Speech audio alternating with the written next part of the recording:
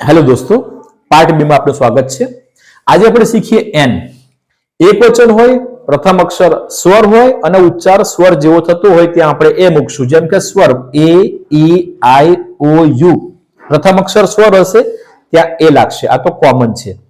જે turning point છે જે આપણે શીખવાનું છે, જેમાં વિદ્યાર્થીઓ ભૂલ કરે છે, જેમ કે એમએ, તો વિદ્યાર્થીઓ શું કરે છે, એમએ એસટી એલએલબી આમાં પ્રથમ અક્ષર વ્યંજન જોઈને આગળ એ મૂકે છે, આને વ્યંજન જોઈને નહીં મૂકીએ।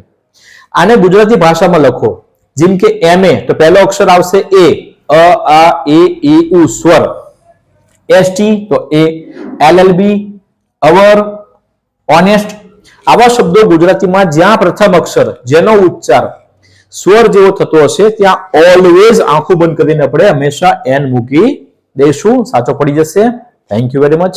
1 મિનિટમાં ઇંગ્લિશ શીખવા માટે અમારી ચેનલને સબસ્ક્રાઇબ કરો।